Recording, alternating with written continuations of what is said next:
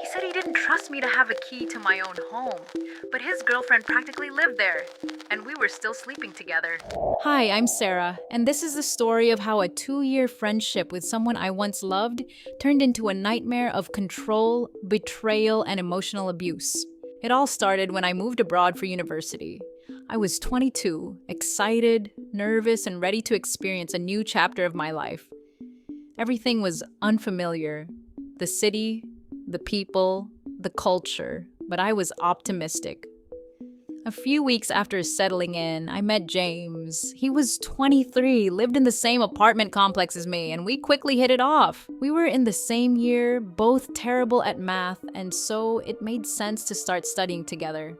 At first, it was just that: study sessions, coffee breaks, jokes about flunking our next quiz. But the more time we spent together, the more the dynamic shifted.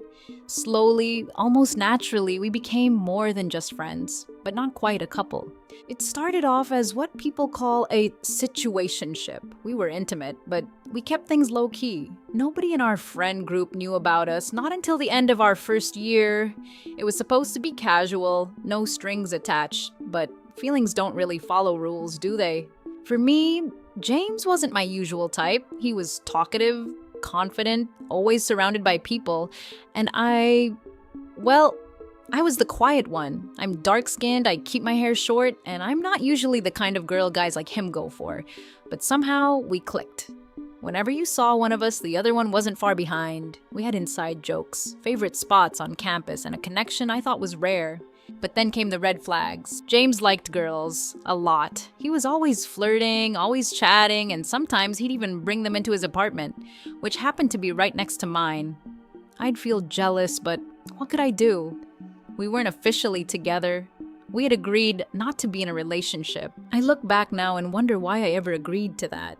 Eventually, to save money, we decided to move in together. We found a different apartment and became housemates. That was when everything went downhill. Not long after we moved in, James met a new girl. She was Asian, pretty, bubbly, and apparently his type. He told me he still loved me, that he didn't want to lose me, but he wanted to explore things with her too. I was hurt, but I didn't want to stand in the way, so I told him, "Fine, but if you're exploring, so am I."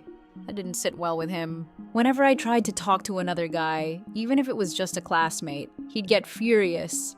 He'd accuse me of cheating even though we weren't in a relationship.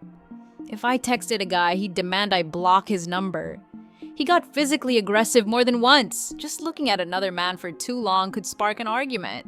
The control didn't stop there. James needed to know where I was at all times. If I went out, I'd be bombarded with texts and calls. And here's the worst part. We only had one house key. If I was out and he got mad, he'd take the key with him and purposely stay out all night, forcing me to wait outside in the cold for hours. It happened more than once. And when I begged him to make a copy of the key, he said he didn't trust me not to bring guys over. Never mind the fact that his new girlfriend was in our apartment constantly.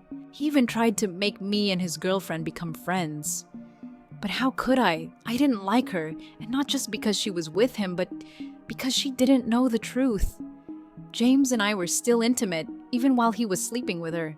And when I tried to pull away from that, when I said no, he'd cry. He'd threaten never to speak to me again, or worse, he'd force it. His girlfriend thought I was just a moody roommate who never came out of her room. That's the version of me he painted to her while keeping our secret going in the background. Things got darker from there. During our time living together, I went through one of the most difficult experiences of my life. I had an abortion. I never told anyone except James. The stress of everything, the emotional blackmail, the secrecy, the guilt started eating me alive. I lost weight. I stopped eating. I felt like I was fading away. Eventually, I couldn't take it anymore. We had a huge fight. He told me to pack my things and leave. I think he expected me to beg to stay. But I didn't. I packed my bags even though I had no idea where I was going. I left everything behind and dropped my luggage at a friend's house. For the next 2 weeks, I lived in the university's study rooms. Yes, literally. I'd shower at my friends' places, sometimes eat with them, and then return to the quiet corners of the library or empty classrooms to sleep. It was exhausting, humiliating, but it was freedom. Eventually, I found a place to stay.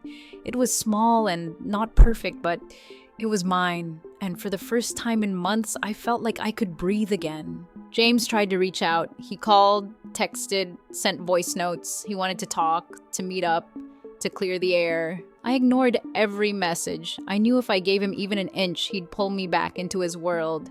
And yet, I still think about him. Sometimes, late at night, I wonder if we could have ended things better. If we could have sat down as two people who once cared about each other and said goodbye properly. I still believe we had a bond. Twisted, yes, but real. And I still think we both deserve closure. Maybe one day I'll be strong enough to have that conversation. Maybe not. But for now, I'm healing. I have my own place, my own peace, and people who truly care about me. And I've learned something important. No matter how much you love someone, it's never worth losing yourself. So, what do you think? Was I wrong to walk away the way I did? Should I have given him another chance to explain himself, or was cutting ties the only option? Let me know in the comments, and if you've ever dealt with a situation like this, don't be afraid to speak up. You're not alone.